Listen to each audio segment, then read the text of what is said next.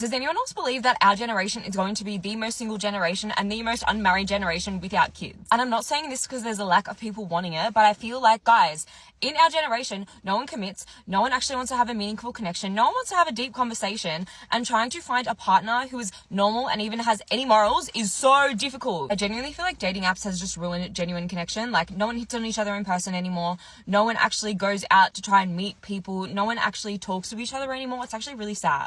Notice that the first thing she does is blame the man, when everything is the way it is today because of the feminist liberation movement, where women are now more unfaithful, more liberal, and don't know what they want. This leads them to make more mistakes and eventually hit the wall. Today we'll be watching. Husband kicks out his cheating wife after discovering her secret messages.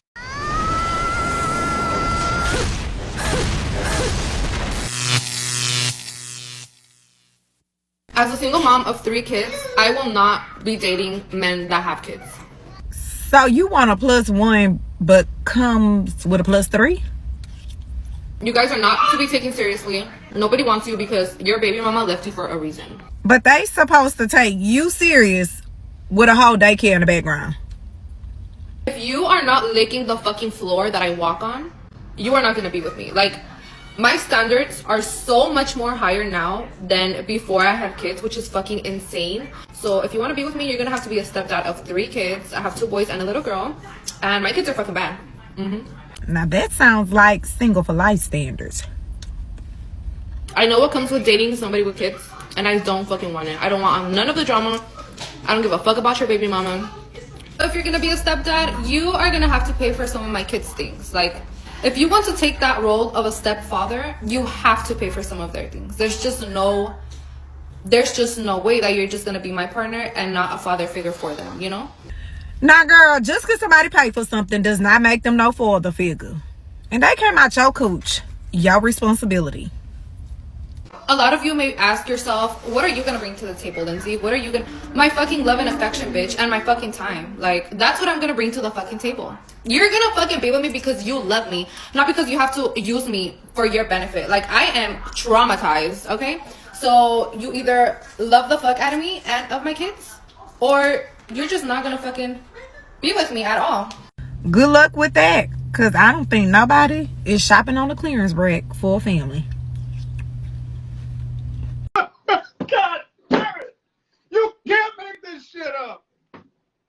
So within the first 30 seconds of a guy meeting a girl, the guy will instantly put this girl into one of the 3 different categories. We're gonna go over them. Don't ask me where I learned this. I just know this stuff.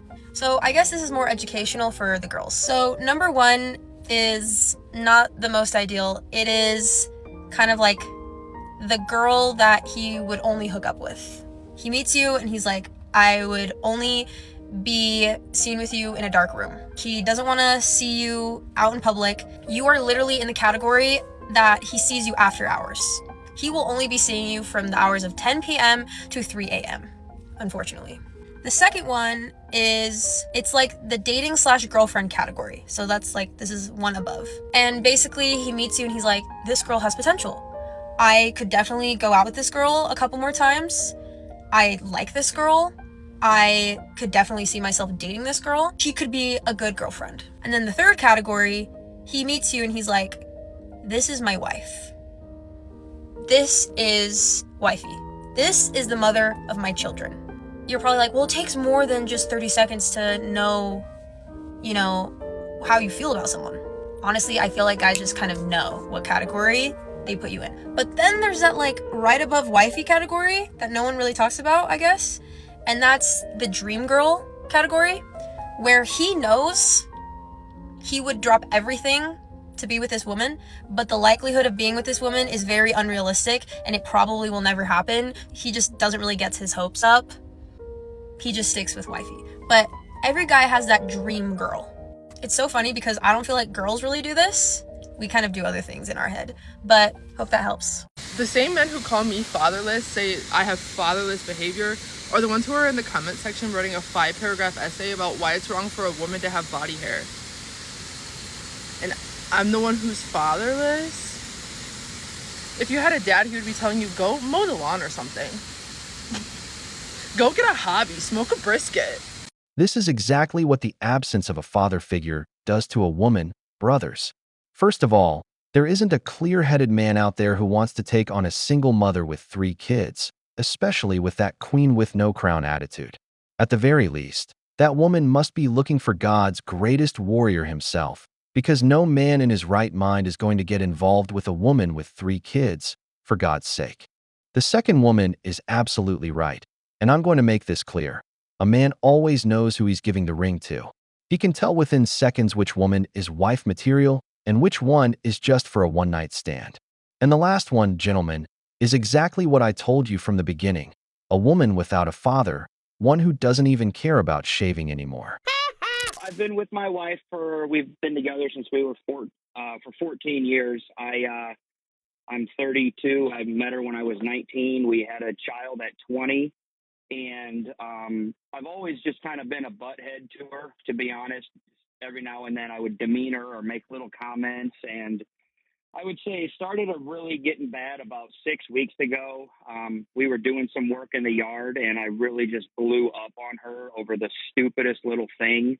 And then about a week later, we're just constantly arguing and dividing from each other. And then about a week or two later, she told me that she thought she was falling out of love with me. And it just really crushed me. I never would have thought that those words could come out of her mouth. And she told me that the way I treat her is I'm not treating her the right way. And I completely owned it. I mean, I said, everything you said is absolutely correct. And I said, I don't want our son, growing up thinking that this is how you're supposed to treat women. And I mean, since that day, I have treated her like an angel. I mean, I've done everything and just constantly telling her I love her, giving her hugs, kisses. But that was a Saturday night. And then Monday night, she ended up telling me that she was in communication with a guy she met on TikTok. And she told me she broke it off with him. And I asked her what was the subject about.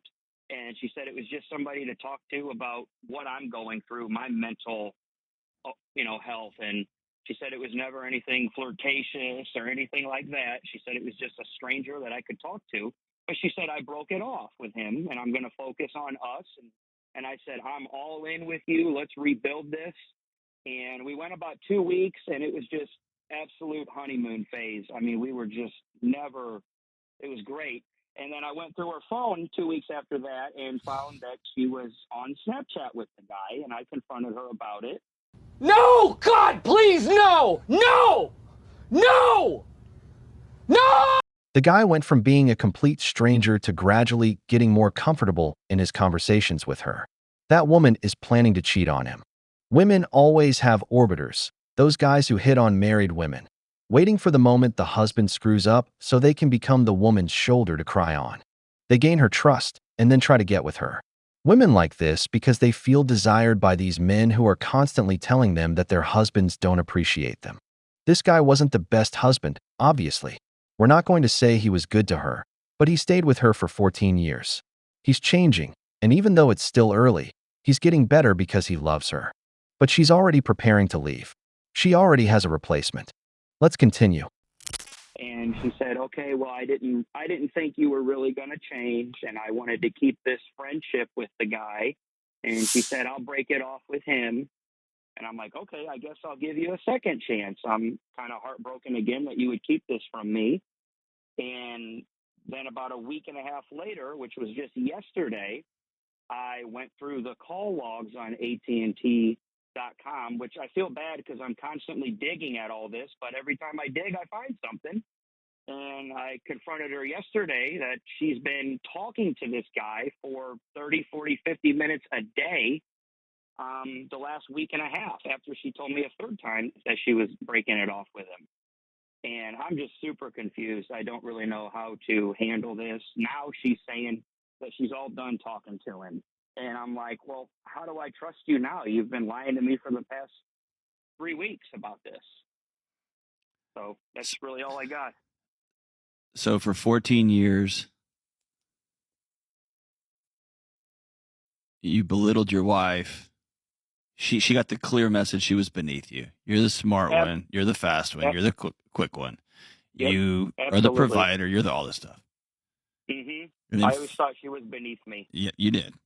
And she's got that message for a decade and a half. And then 5 weeks ago, you decide it's all going to be different.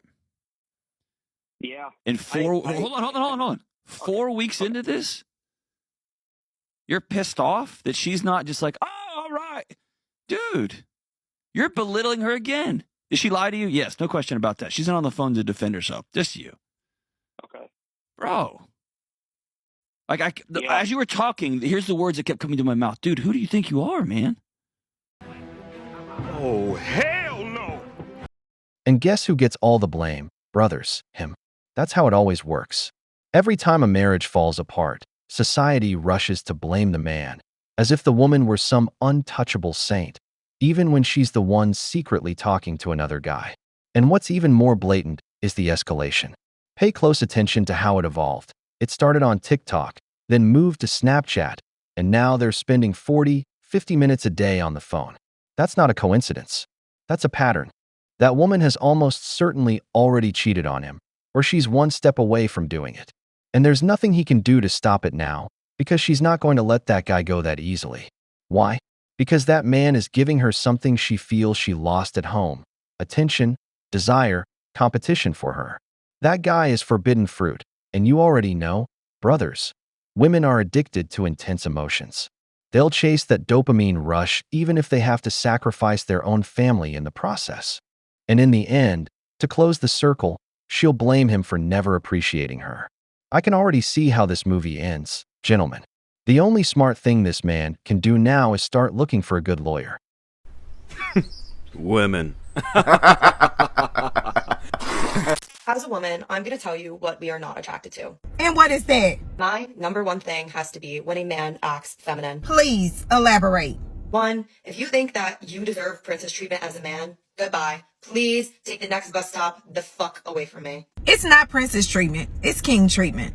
So, like most women, I commonly post my Insta post to my Insta story. Oh, we do? You see that and you're viewing my Insta story and not liking my posts? Goodbye. Get away from me. That gives me just such an ick. I'm like, oh no, ew. Ew, you're acting like a girl. And you acting like an attention whore. He probably accidentally seen that shit. If a man asks to go 50-50 for anything, leave. If a man can't text you good morning, you're gone. If a man tries to make you jealous and bring up other girls, literally just disgusting. I would rather be friends with them than you. And I say friends because no men in this generation can commit and they think situationships are the new normal. But it takes two to make a situationship. So obviously a woman is agreeing. Men that expect you to call and or text them first. Feminine, goodbye. What's wrong with checking on him first? Yeah, I think a lot of women in this generation are starting to realize we don't need men, they actually need us. And yeah, so don't be afraid to walk away, ladies. Girl, speak for your damn self.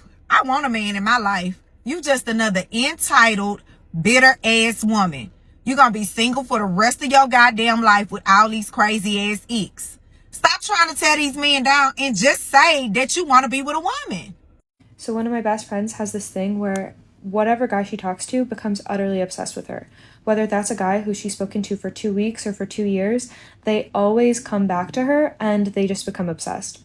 And I've always wondered for the longest time what exactly it is, because she doesn't play games or anything like that. She's literally just herself. And the thing is, she also never tries to be the most important thing in their life because she is the most important thing in her own life. She keeps busy with her own things. She is busy filling up her own cup instead of waiting around, waiting to see if they've replied to a message from her. And even if she is seeing a guy, she doesn't take it personally. She just lets it roll off her shoulders and she moves on if he's not the one for her. Meaning, she doesn't explain herself, she doesn't turn it into a whole thing about how they've disappointed her. Instead, she honestly just moves on. And I think that's the key. She doesn't let someone's interest or disinterest in her affect her personality, affect her self-confidence, because she knows who she is and she has such a firm understanding of who she is and self-confidence that no one else can sway that, and people can pick up on that. And so when you lose access to that, it's like losing access to something that you can't really find easily in someone else. I think men will be so much fun when they stop performing masculinity for each other. When men decenter men, that's when I'll have fun. When they start wearing pink, ordering fruity drinks, wearing sunscreen, go to therapy, plant flowers. that's when I'll have fun, because they're not doing it for us. They didn't buy that big Ford F5 whatever the fuck for me. They did it for Chad from accounting. If a woman wants to be treated like a princess, she first has to qualify herself to the king. This woman is ridiculously absurd. There are men who don't even have social media, yet women are obsessed with getting likes or having men watch their stories while you're a busy man. On top of that, they want you to provide for them and do everything for them, but they still complain when you expect something in return for your effort. To them, it's completely absurd for a man to want anything, because apparently a man isn't allowed to demand anything. That's why more and more men are choosing to stay single, because this is the kind of young woman that's out there on the dating market. The wall will keep collecting because the wall shows no mercy. We've reached the end, but before we wrap things up, here are 2 questions for you to answer in the comments. Do you think this woman has already cheated on him, or is she about to? Would you date a single mother with 3 kids, or do you think the risk is too high? And if you got something out of this content, you already know what to do. Hit the like button, subscribe to the channel, and turn on the notification bell. Every bit of support helps us reach more people and keep bringing you this kind of analysis. See you in the next video on the wall.